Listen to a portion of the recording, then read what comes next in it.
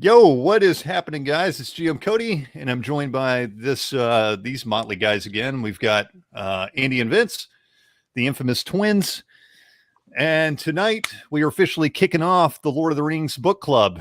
And I want to say first off, happy birthday, Bilbo Baggins, because today is Bilbo Baggins' birthday, and Andy suggested we start this, and I thought it was really cool to start it on Bilbo's birthday. Hope everybody's doing well. I don't know exactly who's all joining us. If you are joining us, let us know in the chat if you're going to be reading along with us, or if you're just hanging out tonight. That's cool too. I do want to clarify really quickly about what this is all going to be about because I wasn't so clear in my announcement video. So what we're going to do is we have not started reading yet. All we read was the prologue. Or at least I did. I don't know if these two guys did. I think they did. So we are going to start actually reading from here on. And we're going to do 6 chapters every 2 weeks. And we're going to talk about it every 2 weeks. I said every week in the original video, but I have I have a lot more YouTube things going on, and I can't do it every week. So, and I know these guys are busy too. So we're going to do it every other week. So that's 3 chapters a week. So if you are going to read along with us, I don't think that's too much to ask of everybody to read 3 chapters a week. I think we can all manage that even in our busy schedules. And if you cannot tell, I am extremely excited for this because I love Lord of the Rings. It is not my favorite book. Dune has the privilege of being my favorite book. But Lord of the Rings is a really, really close second. It's always been one of my favorites. It's always been way up there. And I've read it over and over again. I think I've read it 8 times now. And I used to have the tradition of usually, not every year, but a lot of times around this time of the year, I would get the itch to read Lord of the Rings. It just like when fall is coming on, I start thinking of Lord of the Rings every year. So this is perfect because I've been wanting to read it again. It's been a while since I've read the entirety of the Lord of the Rings. I did read the Fellowship of the Ring about a year ago, but I didn't go any further than that.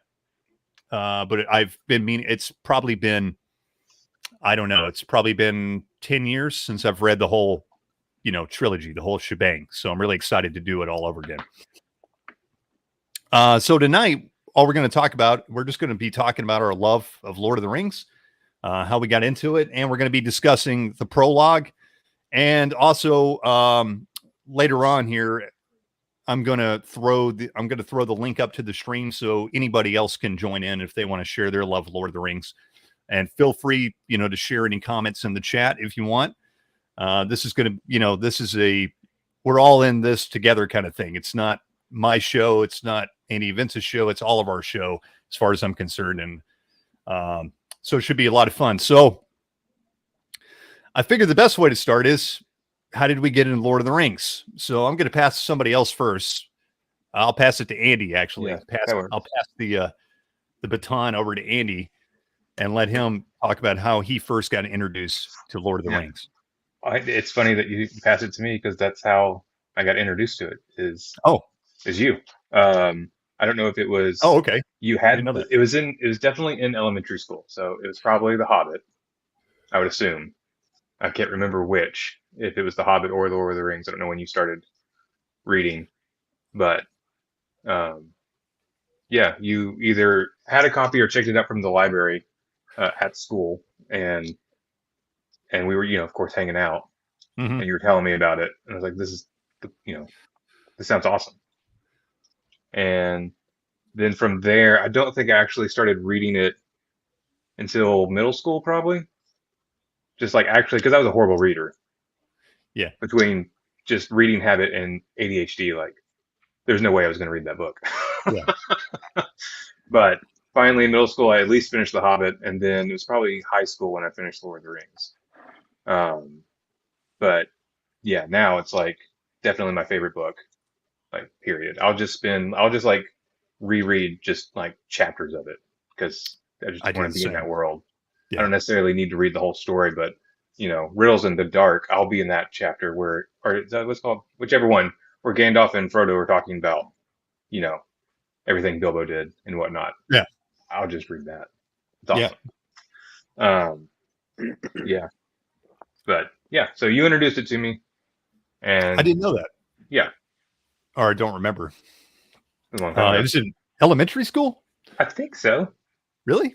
Huh. Okay. Well, that kind of changes my story then. Maybe I'm just misremembering all this.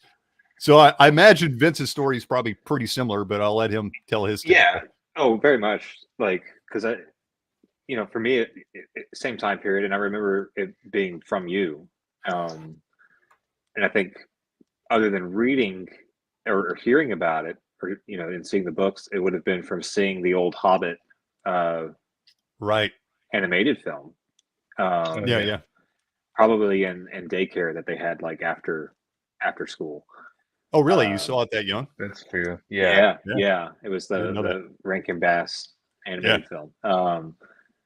But then, beyond that, it was probably later into middle school with actually reading it. I think I read The Hobbit first, and then jumping on The Lord of the Rings. And I remember, from playing D&D and everything else, all of that kind of influencing each other. Right. And then once the movies came out, it was like, sky's the limit on deep diving into all of that. Yeah. I think I saw The Fellowship like 13 times in theaters. Yeah, I think we all did. Yeah. Because we all went together. Yeah, every single time probably. But yeah, and then ever since then, from probably really in college with, taking a course and reading it, but from there, it's just, it's almost, even though finding it like and reading it later in like early young adulthood, but it's one of those things. It's like hard to remember a time when it wasn't there, type of deals. And yeah, it's, I know we're reading the books, but like the films since then, I can drop any of them on at any point and watch it countless times. I mean, they have their flaws, of course. Yeah. And then same with the book, of just being able to pick it up. Like I could start reading it, hoping to finish the whole thing. Life happens, and I pick it up again, and I'll just like, where's that bookmark at? And literally can just start right there. Yeah. Uh-huh. I don't know if it is my favorite book. Dune is probably, for me, it's Lord of the Rings and Dune. That's kind of how it is for me. Yeah. I guess more like subcategory like fantasy, Lord of the Rings, sci-fi, it's going to be Dune.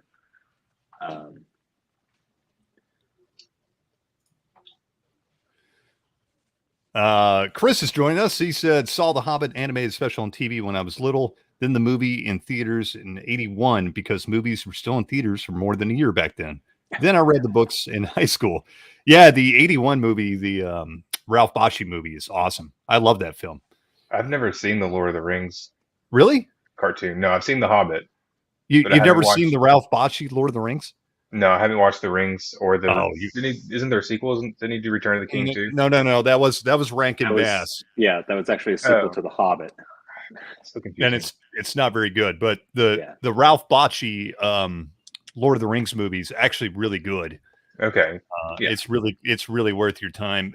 Unfortunately, it's only half of the story. Gotcha. For whatever reason, I'm sure Vince, or our resident movie buff, knows more about the history about that than I do. But it was basically, he wanted to make them all, of course, and the studio was like, nope, and didn't want to give in to doing that much for something that had what they thought was like no reach as far as being able to make money. And then, of course, while making the first film, the money was running out during that, and then the film wasn't a success, so it just never materialized. Yeah, and it's really unfortunate, because that movie gets a lot of flack from people, but I think it's a really well made. Well, I love Ralph Bakshi. I love all his films. I love Wizards and Fire and Ice, even Felix the Cat. I like, his animation, his style, and everything was awesome to me. I like all his films, but really good underground feel to it, and had that the Lord of the Rings, I mean, it has that grit. Like, I know it for me. It feels more like, I don't know. It has that Frank Frazetta flair to it. I know Frazetta did his own Lord of the Rings artwork at one point, but it's just it's really cool, and I think his depictions of the Nazgul in it are more accurate to the books as far as them just being creepy as hell. Yeah. I mean, we'll get to it. I know not to say like spoilers or anything, but maybe I'll save that for when we get to it. Well, I don't think we're spoiling anything. I think hopefully not. I think everybody here looks like, from what I'm seeing, we've got 3 people watching, but I can pretty much guarantee that everybody's read the Lord of the Rings or seen the movies at least. So, but just from Tolkien's descriptions of when that first Nazgul was searching for the hobbits, of how, for me, that's some of the most like visceral descriptions of the creeping and the sniffing and the smelling out the ring and stuff, and what is shown in the animated film is that and the way it slinks around. It's not this hulking armored guy, but anyways. Right. Well, I think a lot of the depictions in that film were very, very like straight out of the pages of the book, more so than the movie adaptation. And I also like the visual, like you were saying, the visual style of it felt really, most of the caricatures and stuff were really, really good. Yeah. Aragorn looked fantastic. Even though I love Viggo Mortensen, he looks fantastic too. Mm-hmm. Aragorn, voiced by the great William Hurt. Yeah, it is William Hurt. You're absolutely right. And he was fantastic. And I mean, Gandalf looks great. Mm-hmm. I really love the depictions of Merry and Pippin better in the animated version than I do actually all the Hobbits. Because like in the movies, like Merry and Pippin, they're the jokers. Yeah, they I mean, I understand why they did it. It's Hollywood, but in the animated film, I thought they did a much better portrayal of the hobbits and the elves too, which the elves are extremely hard to portray. But I thought they did a much better version in the animated film. Yeah. But we're getting off track a little bit, but we're just discussing that's all we're really doing tonight, guys. We're just discussing our love and fandom of Lord of the Rings. Yeah. No, go ahead. Oh, I was just going to, I think my favorite adaptation of Lord of the Rings is probably the BBC radio drama. Absolutely agree. Yeah. It's amazing. I mean, the only thing really, I mean, there's stuff they leave out from the books, but I mean, otherwise it's like, for me, a perfect adaptation. Yeah, I think it's fantastic. Yeah. I haven't listened to that in a long time. I originally got that from you guys. Yeah, because Andy had some bootlegs of it. Yeah. And you guys passed them to me, and that was the first time I had listened to that. But I haven't listened to it in a long time. It's really awesome. I love that old BBC adaptation. Of the Lord of the Rings. So I'll speak briefly how I got into Lord of the Rings. So I thought I was a little bit older, but I guess I might have been a little bit younger, according to Andy. So I'm assuming it could have been middle school. Could have been. I thought I was about 12 years old. Well, I was originally introduced to the concept of it when I was younger. I know I was probably about 10 when somebody told me about The Hobbit, and they had gone and seen a play of it. And they were just telling me they had never read the book or anything. They were just telling me about this play they had just gone seen, and they thought it was awesome. And they were telling me the story about these hobbits, and they live in holes under the ground. And there's this hobbit named Bilbo Baggins, and he's like telling me the whole story. And I'm just like, absolutely. I mean, this is like the greatest fantasy story I've ever heard. Just him like describing it to me. And I was just enthralled by, what is this? I didn't know it was a book or anything, but that was the first time I was exposed to it. I remember like after he told me that, I went home and I was like drawing maps of what I imagined like the Shire and Hobbiton and the Misty Mountains and Mirkwood looked like in my head. I just had to get it out of my head. I was so excited of the idea of what he was telling me. And then it was about a year later, I realized it was a book. I saw a girl at school and she had the book. and I was like, oh, that's that Hobbit. And she's like, yeah, it's a book if you read it. I'm like, no. She's like, well, you should read it. She had checked it out from the library. I'm like, well, I don't remember who it was specifically. I just remember it was some girl from school, and I was probably in fifth grade. I was 11 or 12 years old, and she was like, whenever you return that, let me know, and I'll go get it. And it took forever for me to be able to get the book. I guess she just like forgot it. You know how it was. Like they had one copy of it, and that was it. And I kept going to the library. Of course, back then I was a ferocious reader. I read all the time and was always in the library checking out books, but I could never get my hands on The Hobbit. And then finally, I got my hands on The Hobbit from the school library. And here's my copy now, which is the nice version my sister bought me a few years ago, and I absolutely cherish this thing. That's what I've got. Oh, do you? Yeah, it's awesome. Yeah, it's back over here. But anyway, so I finally got it out of the library, and then the time I got it out of the library, I got sick with chickenpox. My brother, I think my brother got it first, and he gave it to my sister, and my sister gave it to me, and we all had chickenpox. And so I had this book that I just got out of the library. So guess what I did? I laid in bed and I read The Hobbit, and I absolutely loved it instantly. At that time, it was my favorite book. I just fell in love with it. And then I learned about, the Lord of the Rings, and that was the whole thing. Now, I didn't read the Lord of the Rings till about a year later, and it was the same kind of deal. I went to the school library to check it out, and Fellowship of the Ring was checked out all the time. I couldn't get my hands on it. So finally, I just gave up, and I picked up a copy of The Two Towers. And that's how I started reading the Lord of the Rings. Was I started with The Two Towers, and I read through the whole thing. I loved it. Like I was all into it because by this point I was already into Dungeons and Dragons, and I had already read The Hobbit, and I had read some other fantasy books like the Sword of Shannara trilogy, books, and I had read Dragonlance, which me and Vince were talking about that the other day. So I was all into fantasy at this point. And so yeah, and maybe we'll do a book club on that sometime. Okay. But so anyways, I couldn't get my hands on Fellowship of the Ring, so I read The Two Towers, and I was thoroughly confused. I loved it. I loved the characters. I loved what was going on. I understood like the plot points and stuff, but I didn't understand who all these characters was. I didn't understand there was a difference between Sauron and Saruman, and like I was just very confused. I didn't understand the ring quest. I didn't know what was going on. And then it was finally some months later, I was able to get my hands on my own copies. And I went on summer vacation I used to go to my aunt's house in Virginia every year.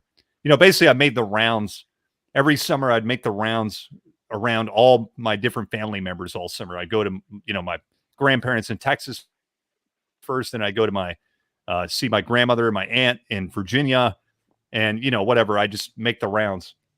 So I was in Virginia, and, she gave me some money to spend for that summer, and we go into a bookstore, and I saw they had the full set of Lord of the Rings, and I was like, can I get that? And she goes, yeah, I'll buy that for you. I mean, she was just happy I wanted to read some books. And so I still have that copy, and here it is. And as you can see, it's very well worn. In fact, it's missing about half the book, but I don't throw it away because it was my original copy of Lord of the Rings. I remember borrowing that one from you. Oh, yeah. In high school. Yeah. Probably so, because this was the original one I bought at the bookstore that day. And the whole trilogy. And so then I properly sat down and read the whole thing. And it took, I'm not going to lie, it took me a while back then, to finish the whole of the Lord of the Rings. Because it is pretty difficult reading for somebody that's not used to that sort of prose. And especially when you're like 12 or 13 years old, it's,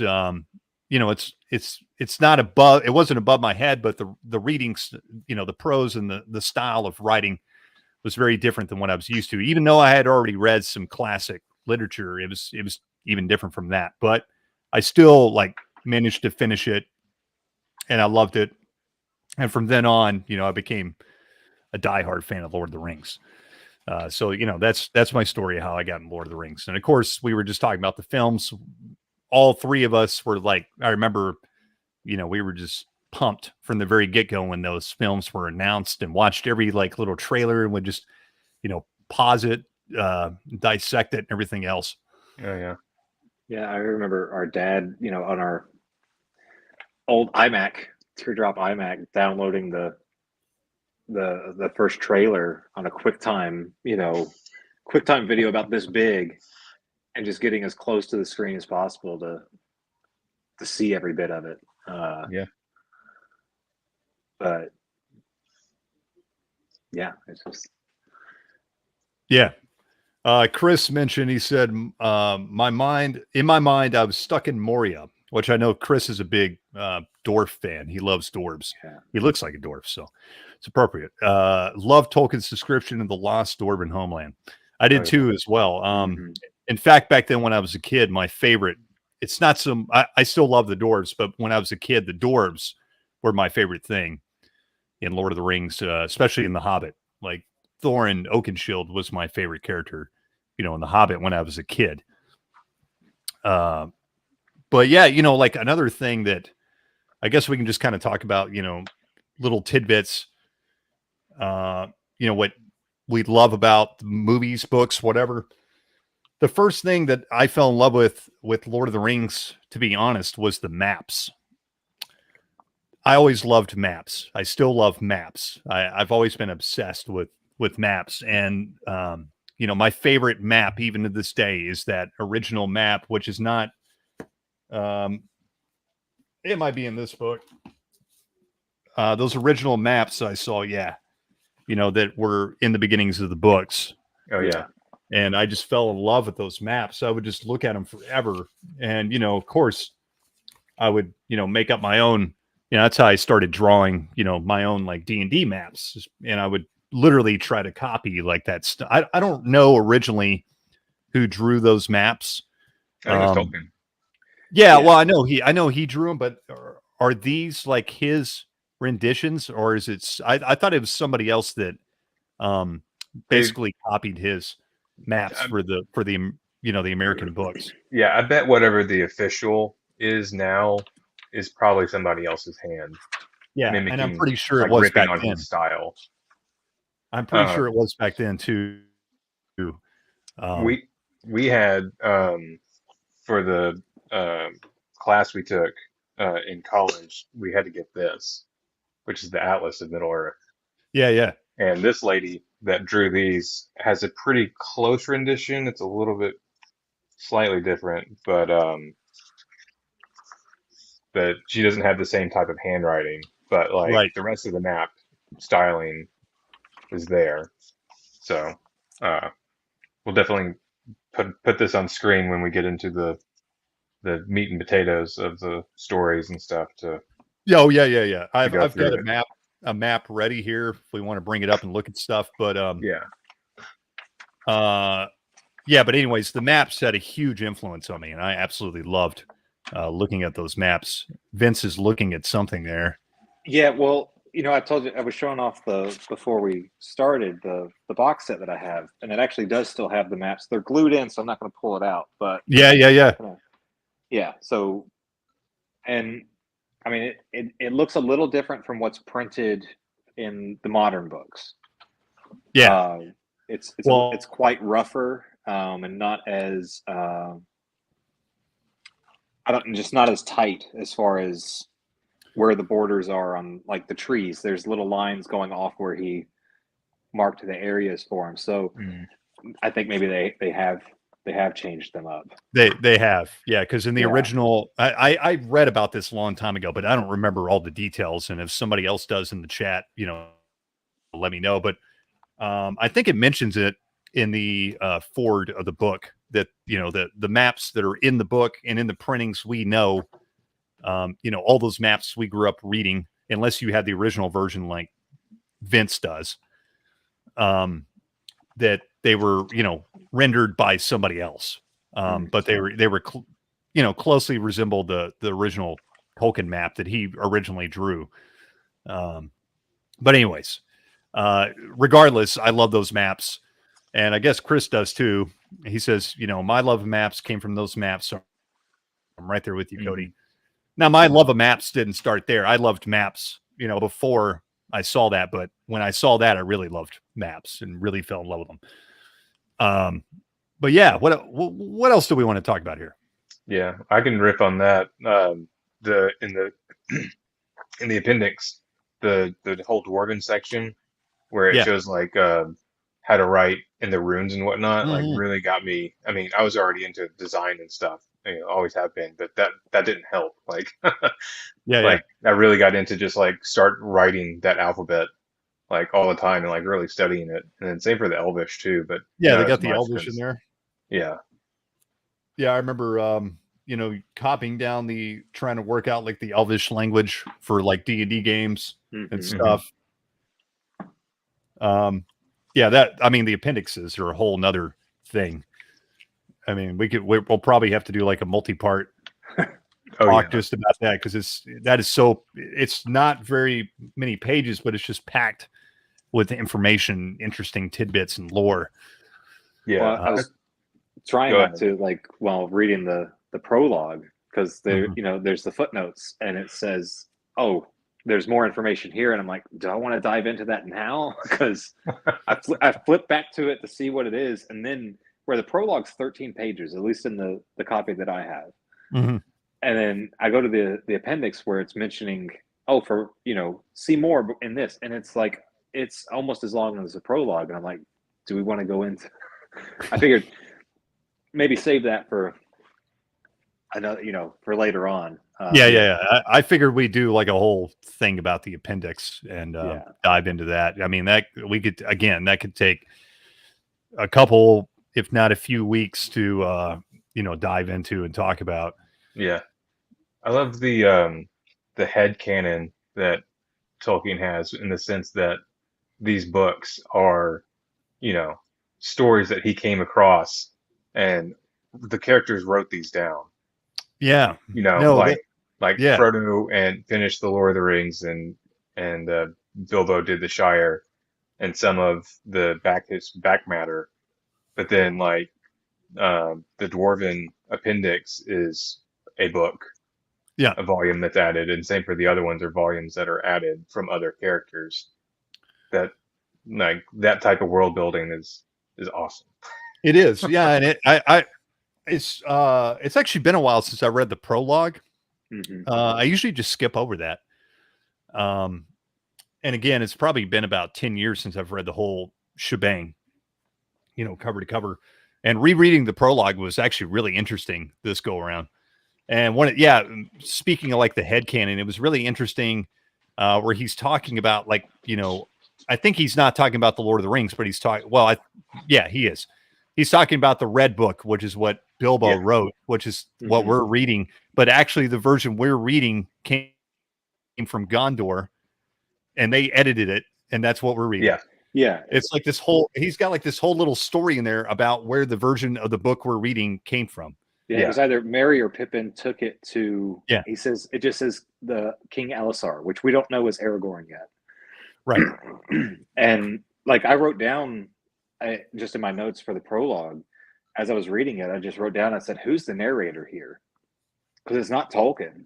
Sure. Yeah, no, you're right. It's like, this is someone telling us what we're about to read, but is it another Hobbit? Because the Hobbits are the ones that, or is it someone from Gondor? I mean, it's a weird narration. It's a weird narration. But yeah, you get the impression that it's not written by Tolkien. It's written by the perspective of somebody in that world telling you, like you're reading this old tome that's been passed down through generations, and it has been like annotated and corrected. And, there's lots of tidbits like where this happened, maybe we don't know exactly. It's this lost, forgotten legend and things. I love that. Yeah, it is brilliant world building, and it gets better every time I read it.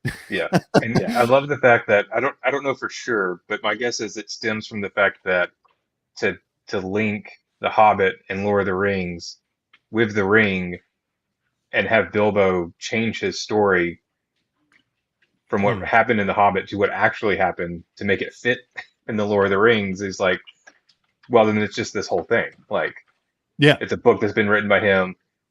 We got the truth out of him. It got changed. Other hands have changed it, like you said, like all of that. It's just wild. But Yeah. No, I it's guess pretty. It's, yeah, I was gonna no, say go to ahead. quote Star Wars, it's just from a certain point of view.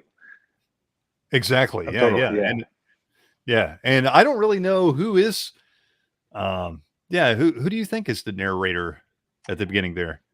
I'm not sure. It had like I didn't write down all the names of the different people that Mhm. because it mentions people who come after the main hobbits, and from it being a while from reading the prologue like you, I normally skip it, but I mean, we know that the main hobbits are going to make it through the story because we get right there in the prologue. It tells us, who become like, is it Pippin or Merry that become Thane of the Shire? And it says Sam and Sam and his offspring are the ones that are keepers of the Red Book. Mhm. So we know they make it to the end of the story. Yeah. But yeah, I'm not really sure. I don't know if is it someone from Sam's lineage or is it someone I assume from Gondor, because once it went there, they were then the keepers of it. I think it seems like it's not in the perspective of a hobbit.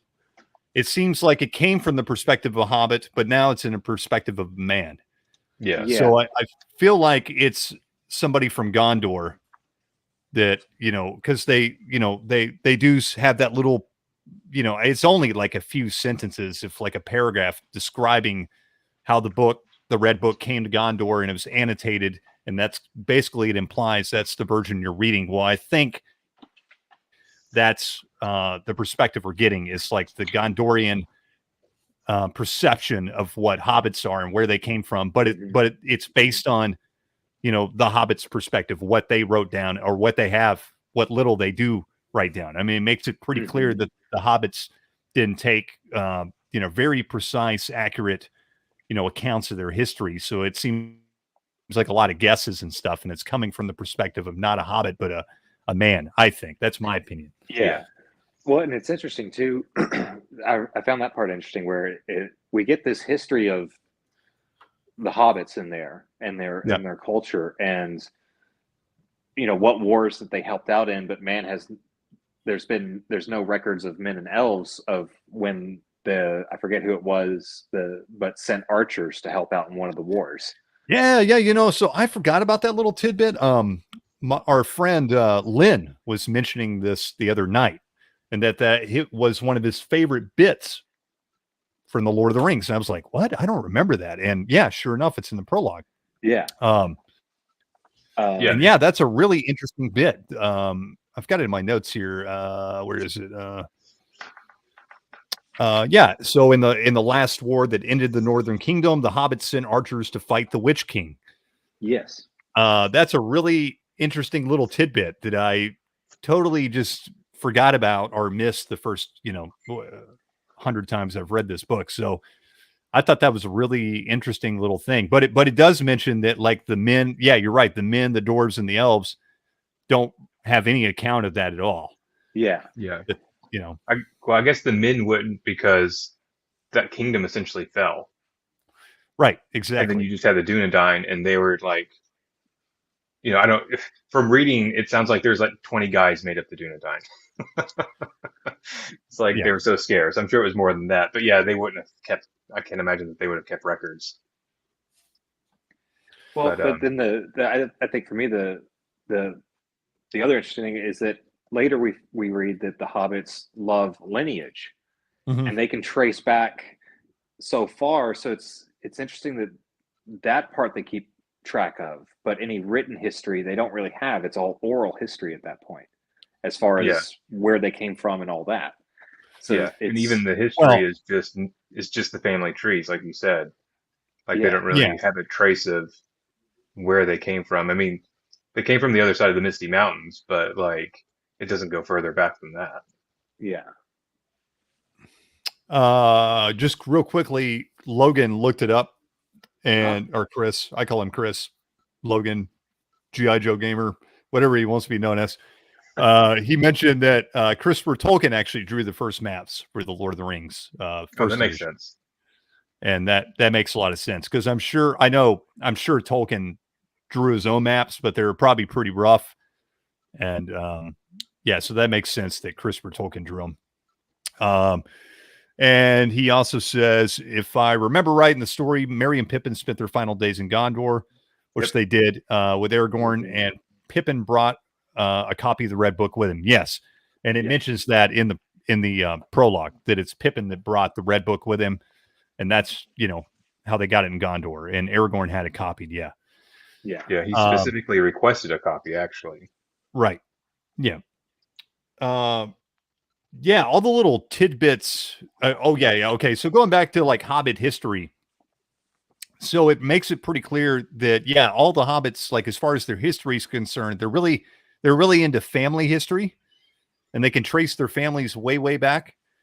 But as far as like actual events, they don't seem to have much recollection, or it's just like little tidbits to them.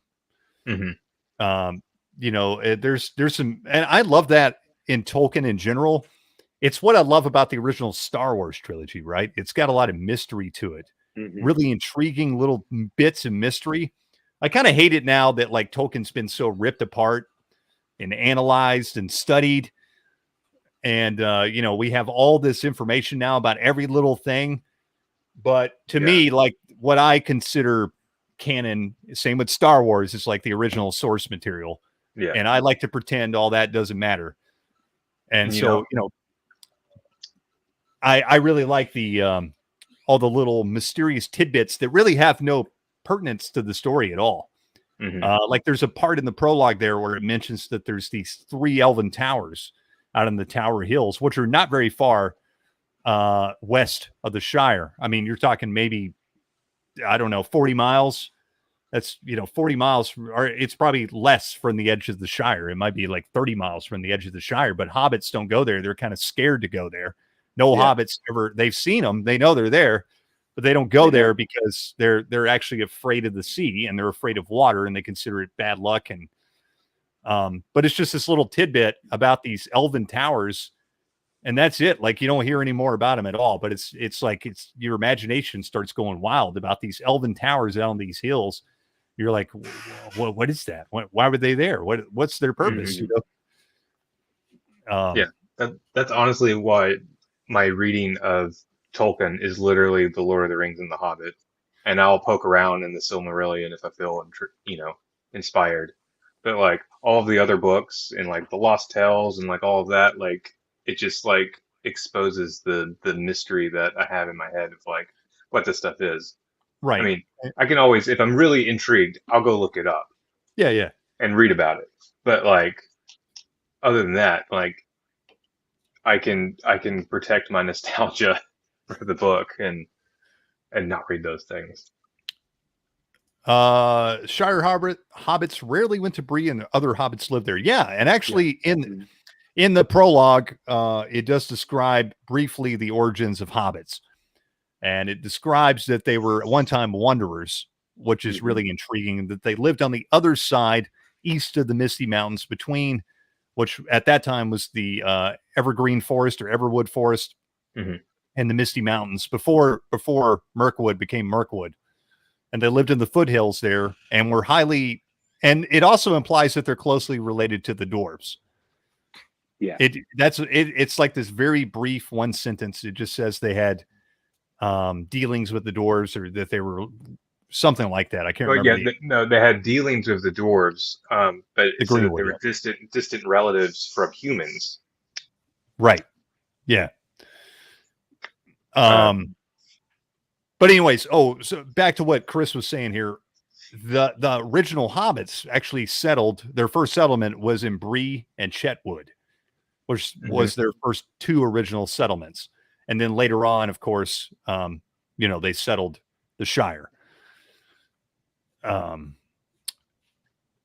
yeah, you're right though. Like in the third age, like when the story's taking place in the later part of the Third Age, the hobbits of the Shire and the hobbits of the Bree were very divided, and didn't really. I mean, most of the time didn't communicate. In fact, it even kind of implies in the books that the hobbits of all the different like farthings of the Shire, are kind of foreigners to each other. Yes, there's very much a isolationist mentality to the hobbits. Yeah. They say, oh, those hobbits up in Buckland, such queer, strange folk, and it's like you're all the same. Yeah, now I mean that's like 15 miles up the road. Yeah, it's like 20 miles up the road. It's not that far. Yeah. But yeah, no, you're right. They're like extremely isolationist. They don't venture out, and of course they describe Tolkien describes this in The Hobbit, even at the very beginning of The Hobbit, that most hobbits haven't been out of the Shire and haven't ventured out in the world. And the few that have are like considered queer and very odd.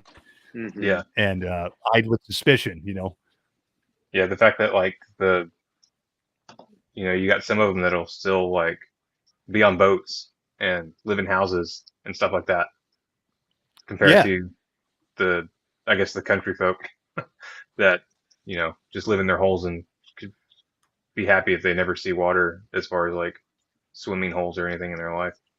Well, there was a little part in there again that I missed in the prologue or just forgot about, where it goes into the whole like evolution of hobbit holes and the hobbit homes. Mm-hmm. And I kind of forgot this bit that like predominantly most hobbits don't live in hobbit holes. Yeah. They live in regular dwellings. And that's something I think, a lot of people miss, or it's misunderstood, because the only hobbits we're really focused on is, the family of the Baggins. Mm-hmm.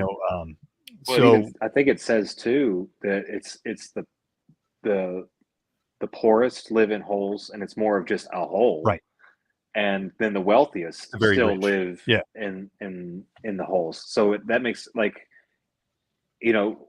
Merry and Pippin probably live in normal houses. Right. Yeah. Definitely so, because they live in Buckland. So yeah, they definitely would be in a house. Yeah. And then Sam lives at Bag End. So he's gonna live in the Hobbit hole. But I guess that's one depiction in art and everything, is that the Shire is just all these hills with nothing but Hobbit holes, and it's interesting that you don't see any houses. Yeah. Because everybody focuses on Bag End and Hobbiton, but yeah, and it's something that I just forgot about, that like no, most hobbits don't live in these huge luxurious hobbit holes. I also found it interesting that, like you were saying, like they describe Bag End that way, but like all these rich hobbit holes are huge, like mansion size, and they're elaborate, and like whole families of generations live in these things. Bilbo's actually, well, he's pretty queer anyways, right? He's pretty strange anyways, because he's a bachelor and always has been, and lives on his own, except when Frodo comes to live with him.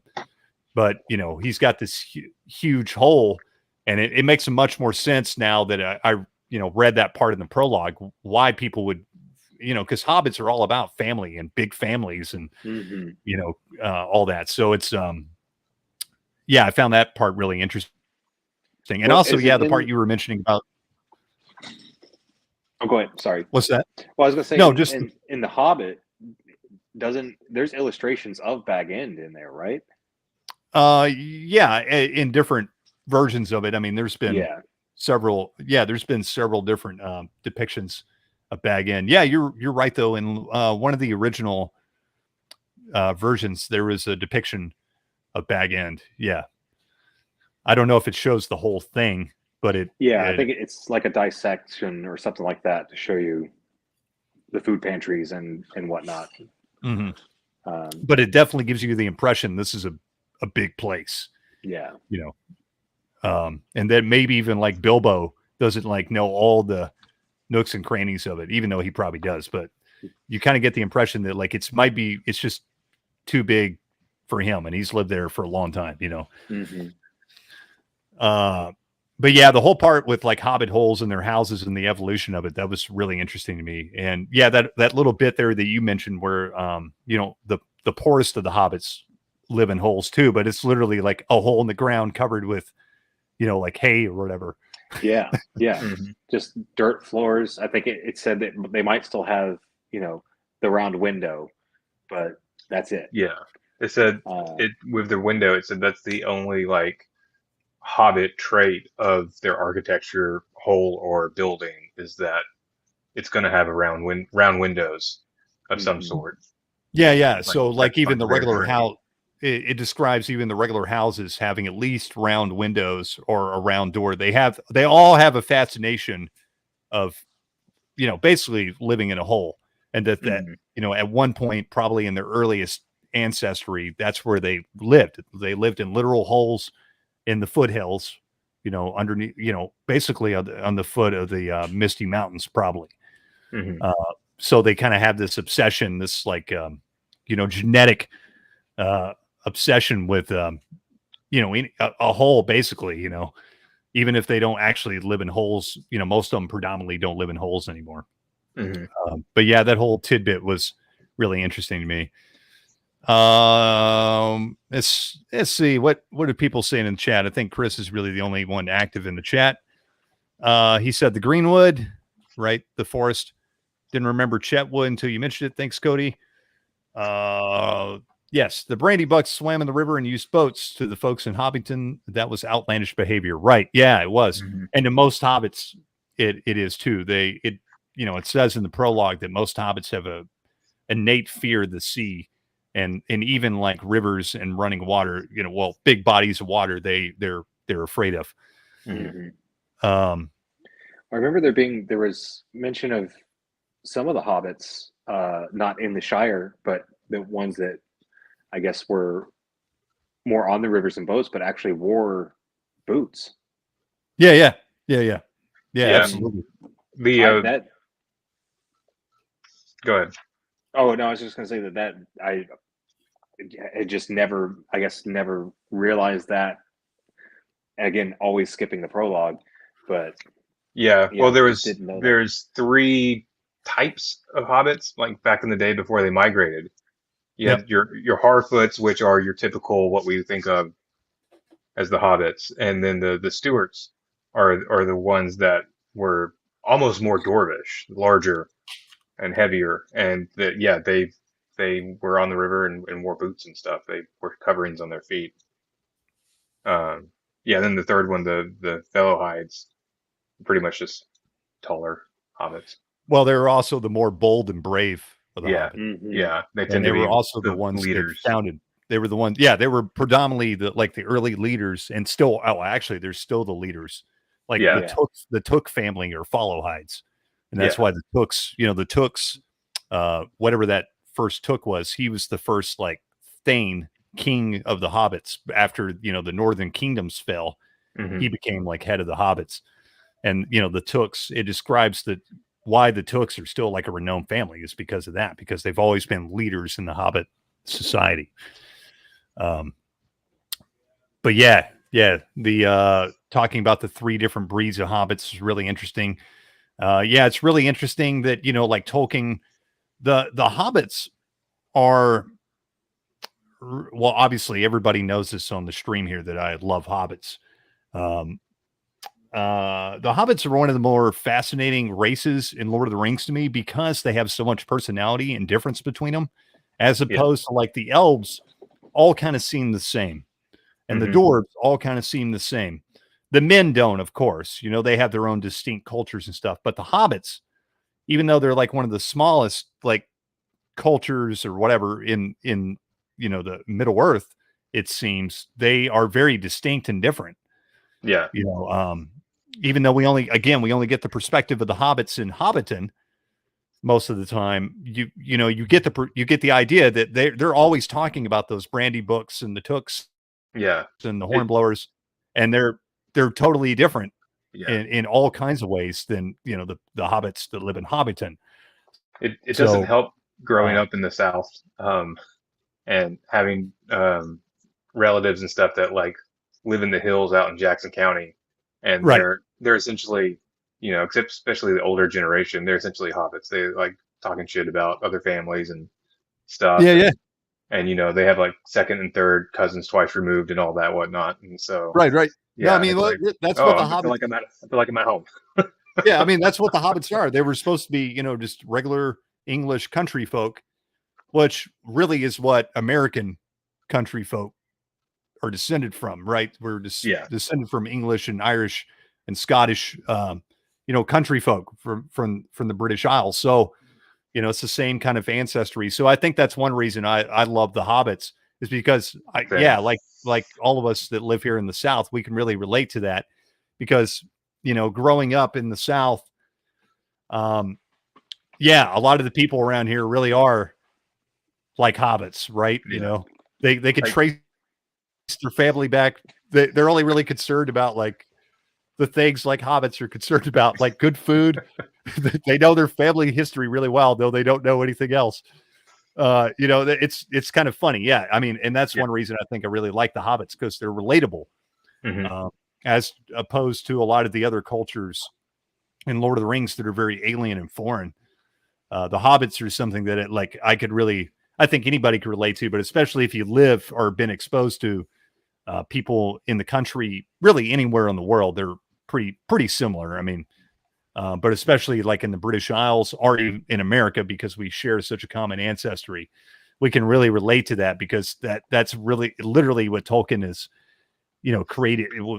That's what he was influenced by, and that's what he created these characters, that race and culture of people out of. So, but I do find it interesting. Oh, go ahead. No, I was just going Oh, to say I find it interesting that they're like the most distinct and diverse like culture in Middle Earth besides the humans. yeah.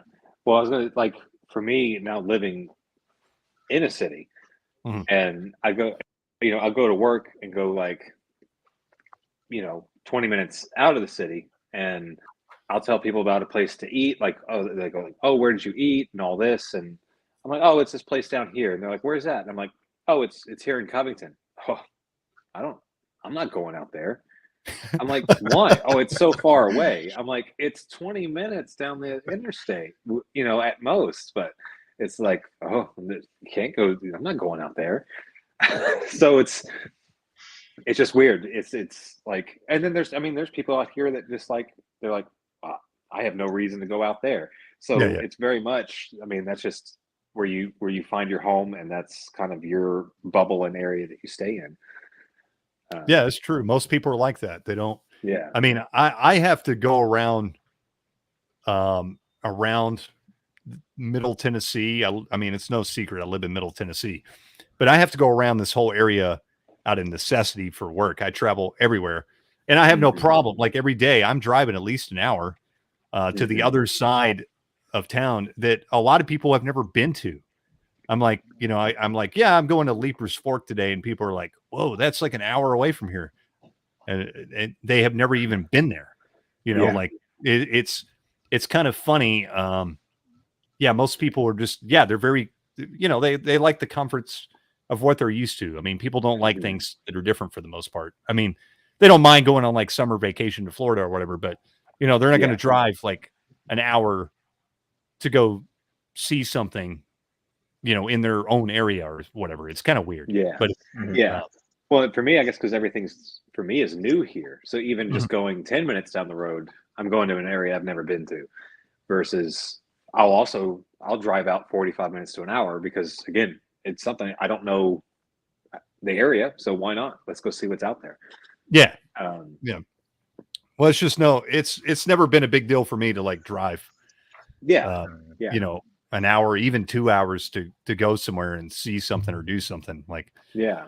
Or I'll go walking places here and it could be, I could walk 5 miles and, for a lot of people, that's like, what? That's so much. It's like, yeah, well, not really. I mean, and then especially when you can, if I'm a big nerd and I'm like, well, Frodo and Sam, they actually walked from like, the Midwest all the way up the Appalachians. So that was a much longer journey. So, And they did it shoeless. Yeah. I won't do it Yes. shoeless here. There's fucking needles in this sidewalk. So Right. So maybe we'd be like Rangers in Middle Earth. yeah. Anything else we want to talk about with the prologue? I found it interesting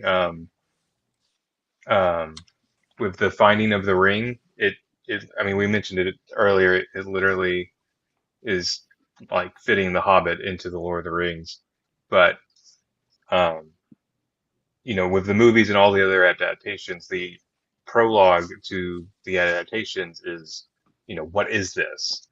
The 7 rings, the 9 rings, all this stuff. None of that's in this prologue. Just super interesting, like in hindsight. I missed that last part. The whole 1 ring to rule them all, and then 3 for the elves, 7 for the dwarves, 9. Like that's not in this prologue. No. Yeah, no, it's not at all. That doesn't come till, really what, 2nd or 3rd chapter of the book? Yeah. Yeah, I think it's Riddles in the Dark when that shows up when Gandalf explains the whole figures out that he has the ring. Yeah. Yeah, I feel, not to keep comparing everything to the films, but I have a feeling a lot of people only have experience with the films, but if the film opened with this as the prologue, instead of showing us the battle and, with Sauron and everything, would not have been for mainstream audiences that exciting. No, if we got a big montage of, hobbit holes and stuff like that. Although I don't know, because there's battles in here, to get flashes of the Witch King and stuff like that would have been fascinating. But just, and then have a whole 5-minute section of montages on pipeweed. Right. Yeah. I mean, there's a whole section on just the history of, where the pipeweed came from. Yeah. Which is fun. But yeah, I mean, I think it's fair to bring up the film adaptations. And I think it'd be cool as we're going through this to point out, the differences, which there is a lot. Mm-hmm. And again, I understand why they made the changes they did in the film. Like you were saying, it wouldn't make a very good start of a film, even though it'd be cool to me. I don't think it'd be cool to 99% of the film going audience to watch this prologue as presented here. Yeah. I mean, it's kind of just meddles around and goes from here to there. And honestly, knowing the story, it just adds back matter to it. It doesn't really set you up a whole lot for what's about to happen in the book. No, not at all. Yeah, because you're introduced to all these names and characters, and literally only the hobbits and Gandalf are the only characters that you're going to be reintroduced to. I mean, really, all this shit in the prologue has no bearing on the story whatsoever, except for Bilbo's finding of the ring, and even that's not necessary at all to the story. But I still think it's awesome. Yeah, because it also that gets retold again later on during the Council of Elrond. Right, exactly. I mean, it gets told. It gets told twice, actually. It gets told in Riddles of the Dark and in the Council of Elrond. Yeah. About how Bilbo found the ring, which once is where Frodo and Gandalf are recounting the story as they had heard it from Bilbo, and then Bilbo himself recounts it at the Council of Elrond, which we'll get to later. I mean, it's not a spoiler or anything, but yeah, I think some people kind of have a beef about Tolkien for this kind of thing. There's a lot of people that do not like The Lord of the Rings. And it seems nowadays I meet more and more people that do not like The Lord of the Rings. And, the reasons they give me are usually for this kind of thing, that, his writing's too ponderous and full of unnecessary details and things like that. But I love that shit. Yeah. I think that's to me, that's actually my favorite part, or one of my favorite parts of the books, is all those unnecessary details, because it makes the world feel more alive to me. Yeah.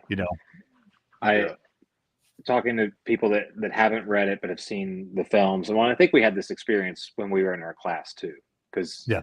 I think me and Andy and maybe a couple other people actually read the material. And now, granted, we were reading a whole lot at 6 once, chapters a week. 6 chapters a week, and also having studio classes, all of our other class schedules. But immediately the people who only talked about the films, which had nothing to do with this class, they weren't reading the books. But in talking to other people since then, if they've read it or tried to, and so many people saying they tried but couldn't get into it, the writing was too difficult or an acquired taste. And but for me, I mean, it was difficult for me the first time reading it, not being a good reader as a kid and stuff. It did seem slow and like, okay, when's this going to kick up? But mostly I tell people now is like, if you can make it to basically once Frodo and Sam take off and leave the Shire, the book doesn't stop. Like, it's constantly stuff happening. It's a really good pace. Like, to me, I think it's a really well paced. I think it's a really well written and well paced book. I think people kind of exaggerate when they say the prose is ponderous. Or that it's bad writing. I don't think it's bad writing at all. It's a fantastically written story. I mean, it has a very classical beat to it. It kind of feels like, it's hard to describe, but it basically feels like an old, which makes sense coming from Tolkien, who was a scholar of history and language and everything else. It kind of feels like an old epic tale, like the Odyssey or Beowulf, mixed with modern storytelling as well. It's and a little bit of Tolkienese, right? Like it's his own little flavor mixed in there, because he wasn't a writer per se. So he just kind of, which I think gave it a unique flavor to it though, because he wasn't this experienced like writer that was like writing. I mean, he wrote stuff and translated stuff before that, but he wasn't a novelist or anything. So he had his own, but he'd obviously read a lot of stuff, and it made him, you could tell, like you could tell this kind of stuff he was reading. He was reading Beowulf and all these old, tales and things, and it has that flavor. It feels like an old epic story, but it's also, adapted in a modern sense. Like the language is understandable and, comprehensible, as opposed to a lot of those old, epic poems and stories and things. Yeah. I mean, that was one of his main goals, was to, as they've said, make a epic for England. Yeah. Make a myth, because he didn't consider the Arthurian myths English. Well, it's not an English myth. So no. Yeah. Well, I mean, that's a whole another topic. Yeah. I mean, at its roots, it is. But like the Arthurian myths we know, of course, are French origin. But anyways, that's a whole another thing. But yeah, no, you're right. Yeah, and I tried to dig through his. There's the Tolkien. I can't remember the title of it. There's a book that collects all of his letters. Yeah, and I tried to skim through that to find any insight on him writing Lord of the Rings, and just because I didn't have time to like actually read through the whole thing when I skimmed it, at the very least, what I could find was that like he was mostly writing this for that reason, to make a myth for England, for his kids, because they were older, and he initially wrote The Hobbit for them. Kids. Yeah. And then the publisher was like, we need a sequel.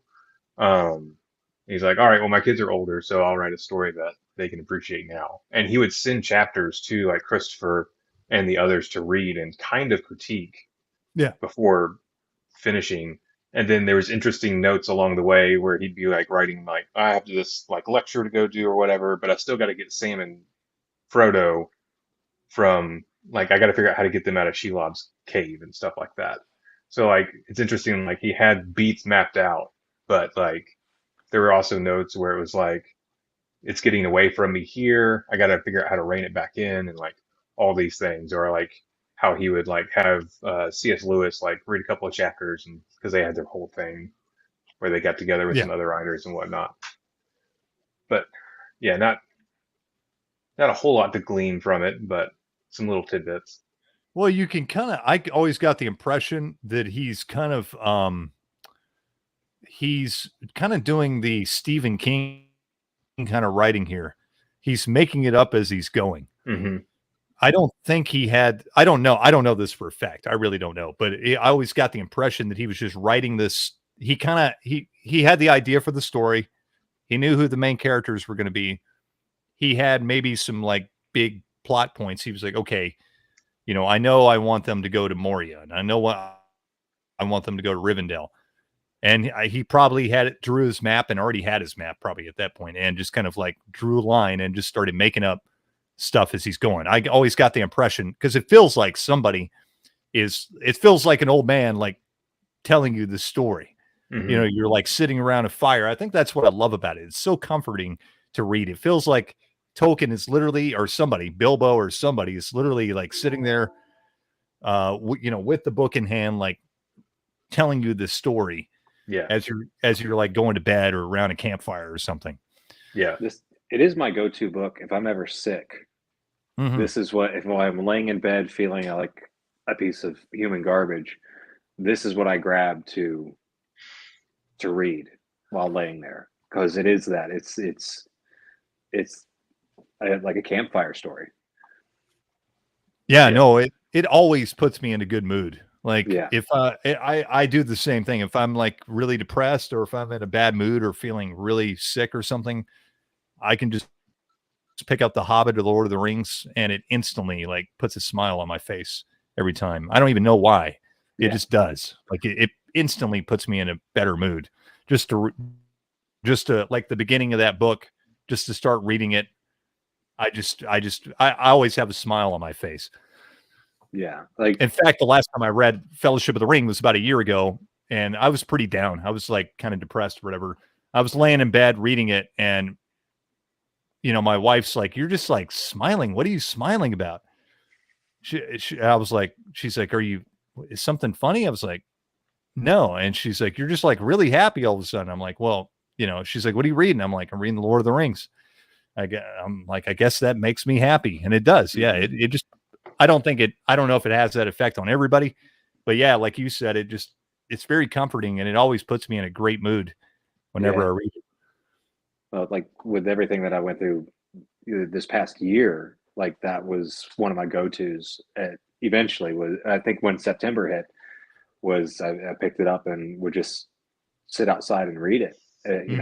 I didn't finish. I ended up, putting it down because, working or whatever, everything else. But, picking up and reading it, I mean, because you get lost in it. It's just so visceral, and my mind just can disappear into that book for hours. Yeah. The interesting thing is, I didn't mean to interrupt you, but like the interesting thing is, like, the older I get, the more engrossing it is to me.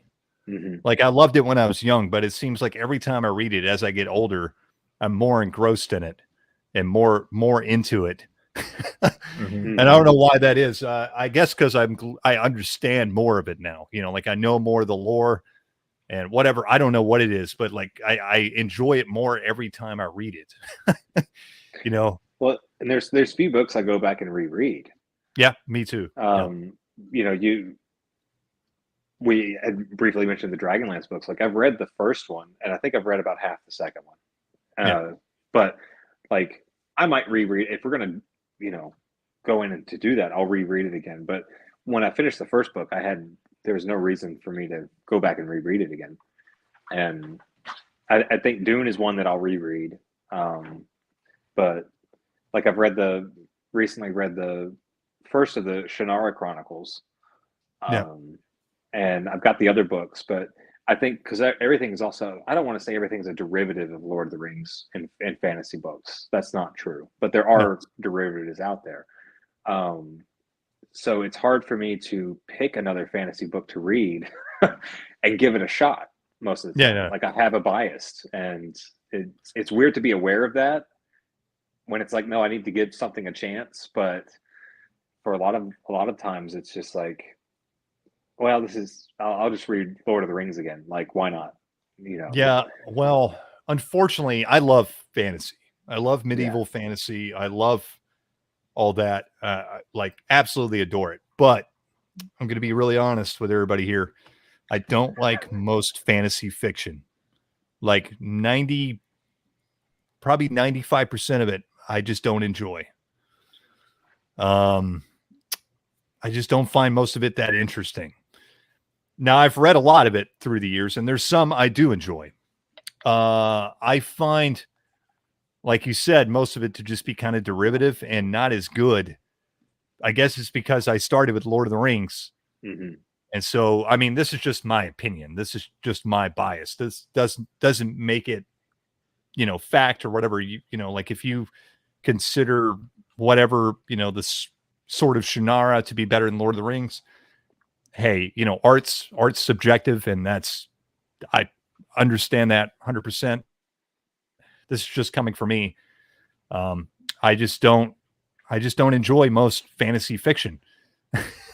Yeah, like I really enjoyed the Shannara book, the first one, and I've got the second and third that I'm going to read at some point. But it's not one that stuck with me. Like I enjoyed reading it. It was more for me. It was more of like watching a movie. Not every movie is something you're going to go back to. It was fun in the moment, and that's it. You were entertained. I was entertained reading it, but it doesn't have that same sticking appeal that Lord of the Rings does to want to go back to it. Absolutely. I mean, there's, the other fantasy like fiction I really love. I read sort of like those Shannara books when I was like 12. Yeah. I haven't read them since then. I'm kind of afraid to. I say if you get the itch, do it. Because it was maybe 5 years ago that I read for the first time read it. It was probably when that MTV adaptation came out. I was like, oh, what? Like I had heard of Shannara, but I was just like, okay, I'll give this a shot, and very much enjoyed the book more than the TV show.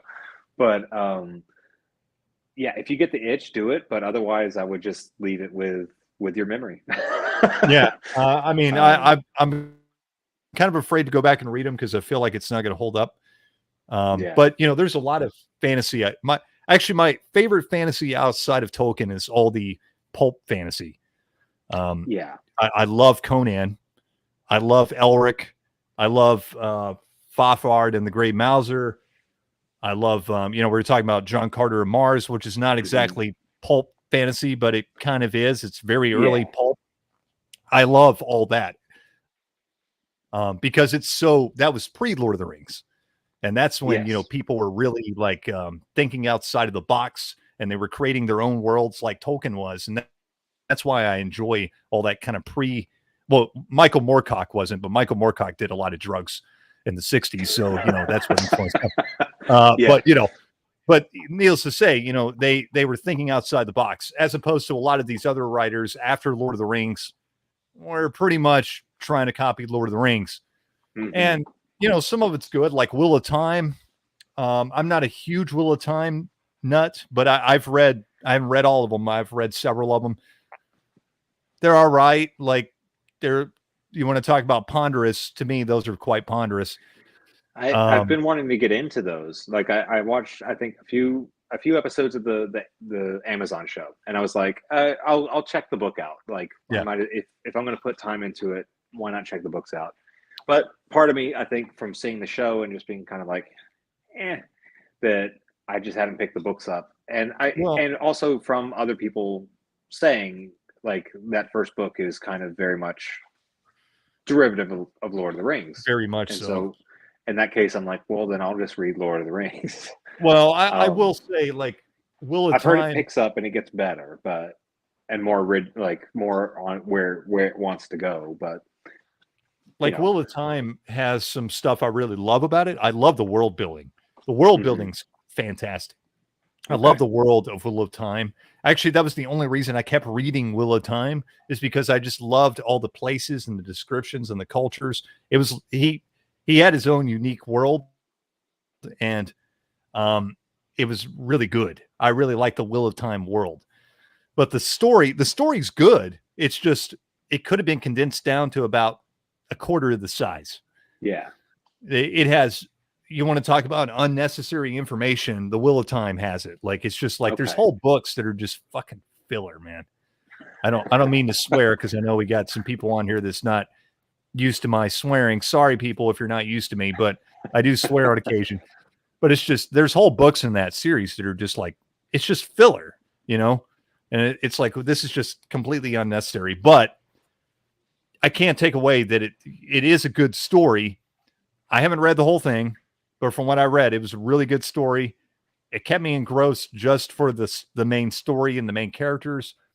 And I really enjoyed the world building and the world and the cultures. It had the same kind of love that I have for like Tolkien's world, you know, where it was so like detailed and rich and had all this mystery about it and all that. You know, Robert Jordan, I can't take that away from him, that he's a great writer. Yeah. He's a great storyteller. I just like, it was just too much filler. You know, he could have condensed, I don't even know how many books there are at this point, because other people have, you know, Brandon Sanderson's taken up the mantle and written the books. And now we've got like, I don't even know. He came in to finish them, I think. Yeah. So we got like, you know, like 14, 15 books or something. And, you know, really we could have condensed that down to maybe like 5 or 6, you know, in my opinion, it seems like. But we're not talking about Wheel of Time, but regardless, you know, I've read a lot of other fantasy fiction. Dragonlance, for example, I actually like those books, but they're not like on the same level as Lord of the Rings. No, again, it's very much like popcorn. It's like watching a blockbuster movie. And it's great. It's fun. Yeah. It's fun as hell. Like I love Dragonlance. Yeah. It was fun, action packed, like made me want to play D&D more. That's really what it wanted me to do. Yeah. But and well, that was well, I was just going to say that was the great part about Dragonlance.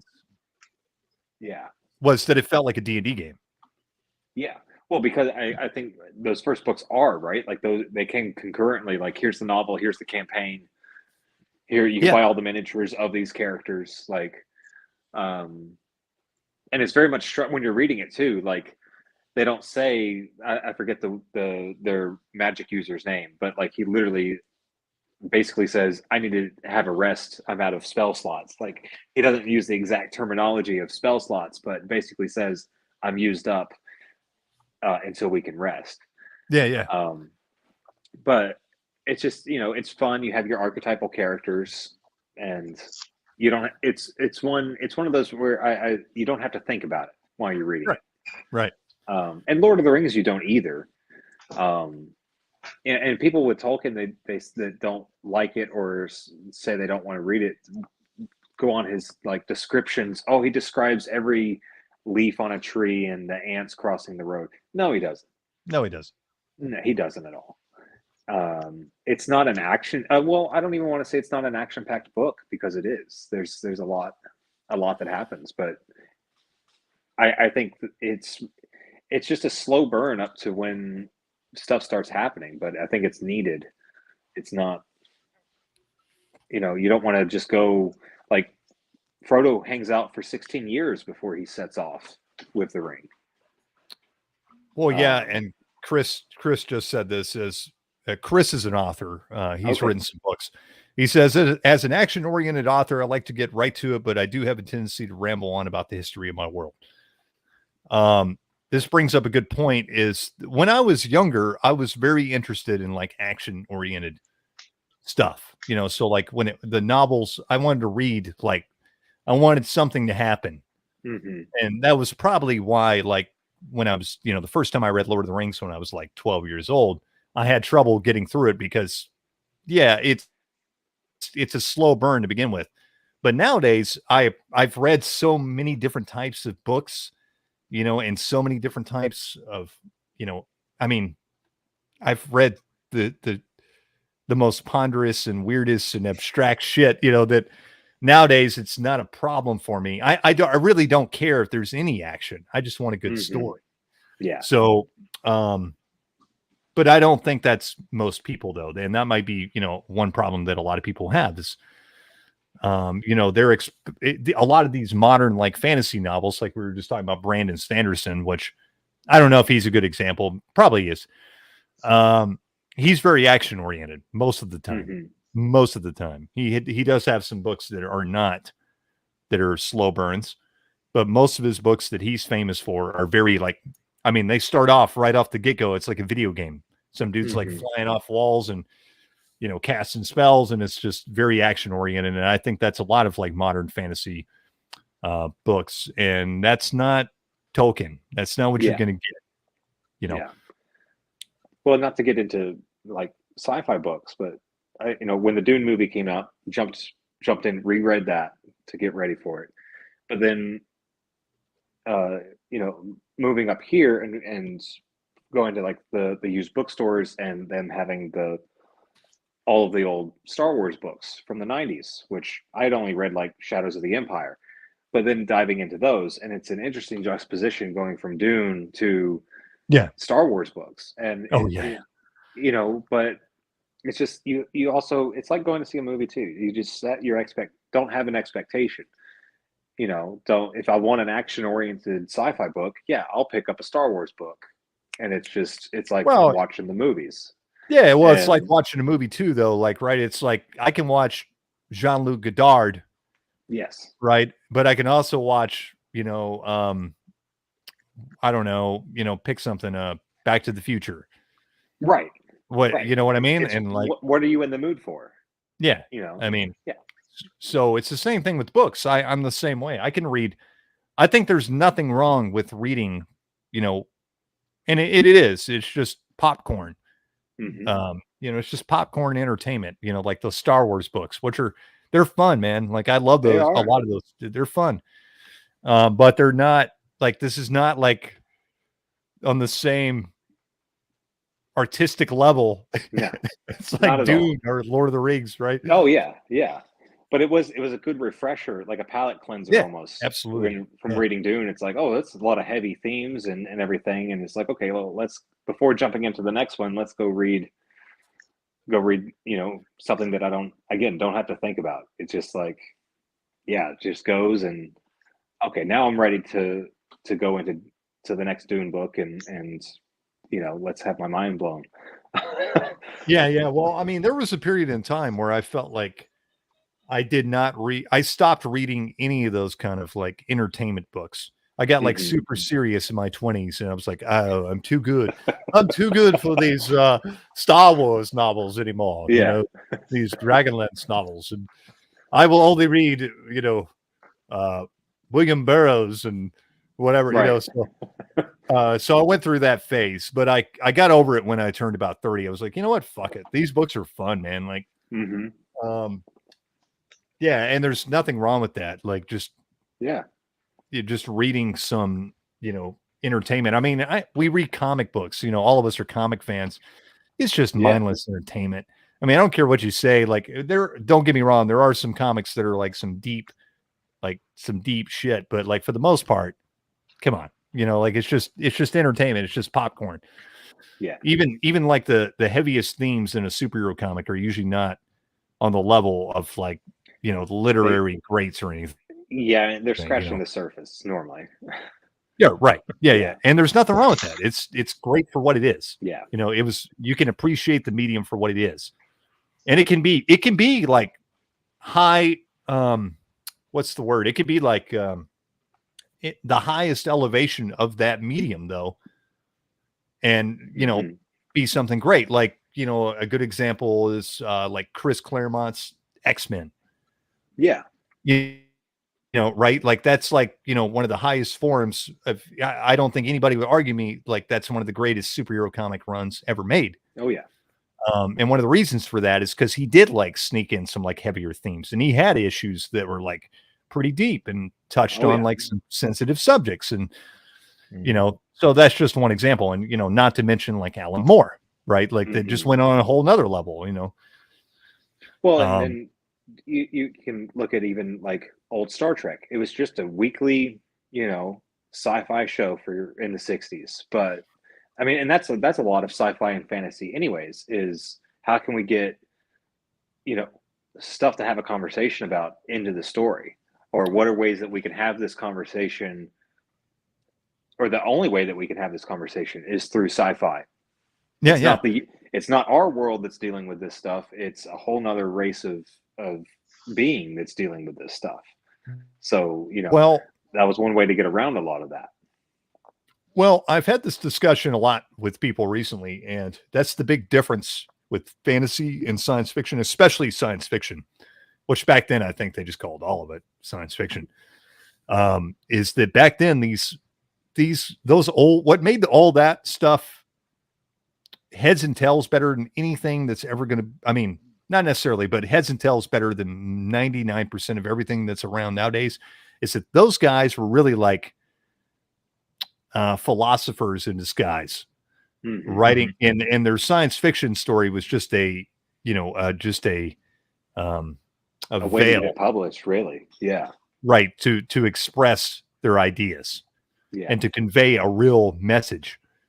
And there were a real message, like when you read Philip K. Dick and Frank Herbert and Isaac Asimov and even Tolkien, there's some heavier and deeper ideas in there than reading, not to use this again, but Dragonlance, for example, but Brandon Sanderson for a modern example. Like Brandon Sanderson, there's nothing in there that's like heavy or deep.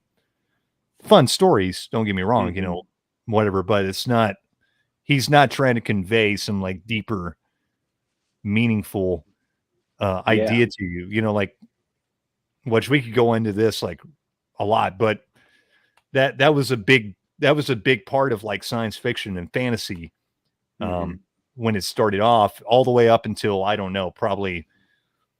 till it became like really commercial in the 80s, I guess, is when all I guess in the 1980s is when it became like pop, became a big like pop culture sensation, and really grabbed everybody. And I mean, we're kind of going off topic, but I was going to bring it back into Tolkien as far as those ideas. Like, I mean, he's got ideas of, the industrial complex, and when we get to like the scorching of the Shire later on, and then just the when Saruman decides to tear down like Fangorn Forest, it's like very much that is a nightmare image of the English countryside being just demolished for the industrialism. It absolutely is. What's interesting is Tolkien like just denied that it was supposed to be a message or anything, that it was just a story. But I think he's right. I don't think he's lying, but I think subconsciously he's conveying his deeper feelings and ideas and emotions into that story.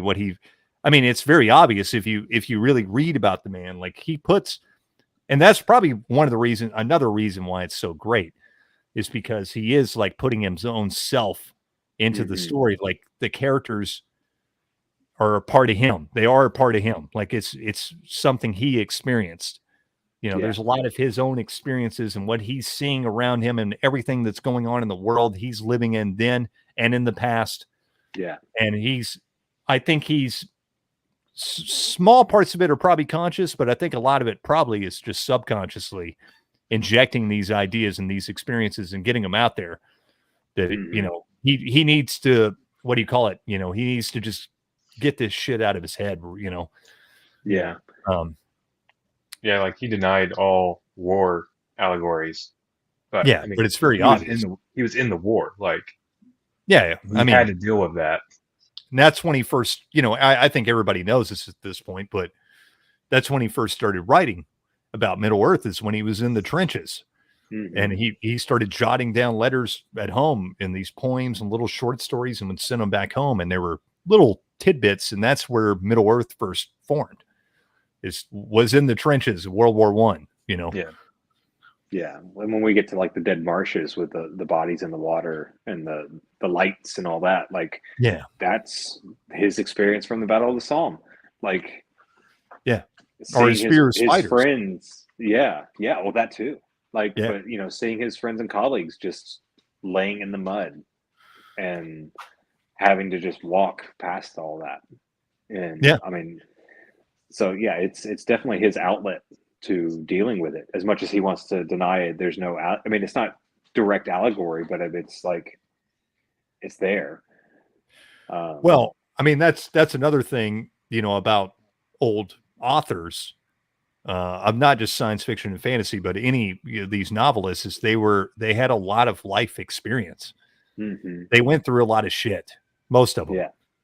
Most of them, not all of them, but a lot of them had a lot of different experiences and went through a lot of things and saw a lot of the world and were well read and read different things and were exposed to different things than most people are today. These guys went through wars and they went to, Tolkien was born in, he grew up in, he was born, wasn't he born in South Africa? Yeah. And I mean, so he was well-traveled, well-versed, read all these old tales. He was in the First World War. He saw the Second World War, unfold around him. And not only that, he was exposed to a time of enormous change. You got to think of the time he was living in, like from the turn of the century, before the turn of the century, all the way up until, when he died. That was an enormous time of change. Enormous. One of the biggest like technological leaps in history happened during that time. And just like some of the biggest, like not just technology, but just, the structure of the whole world. The world just changed completely, and to go through two horrific wars that, really had a lot to do with the changing of the world. But needless to say, like a lot of those authors back then, and Tolkien was no exception, they just had a lot of life experiences and a lot of culture and were exposed to a lot more things than most people are exposed to now. Not now. There's a lot of people that are exposed to things like that nowadays too. I'm not saying, but most people are not. When back then, a lot of people were, and especially authors and artists. They really had something to get out of them because they had experienced something. So yeah, I mean, Tolkien definitely did, whether he admits it or not. I think he was, all that was just coming out of him, it's obvious. Oh yeah, absolutely.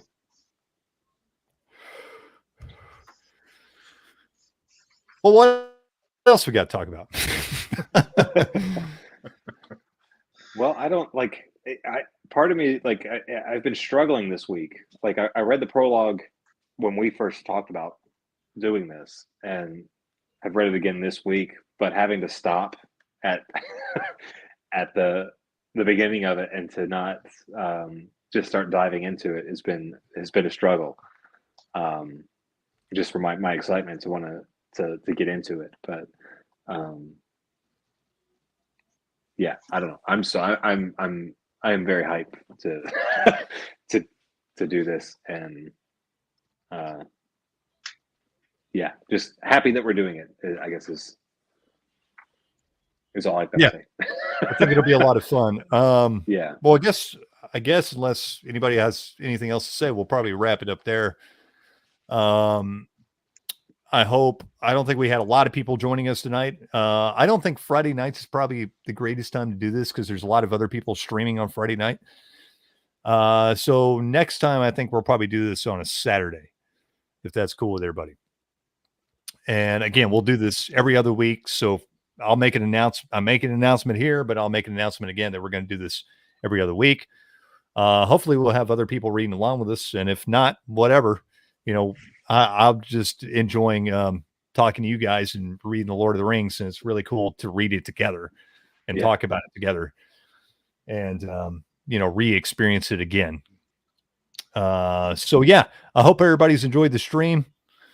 I didn't invite anybody else on, but I didn't see many people in the chat or anything. So I didn't even throw up the link for anybody to join us, but maybe next time we can get some other people interested in jumping in with us.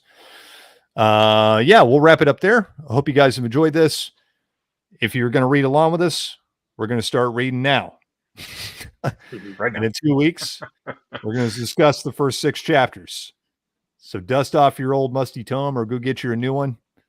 And we'll dive into it. And I'm quite excited. And I think these guys are too. Absolutely. And we'll catch We'll catch you guys next time. Y'all have a good night. See ya. Peace.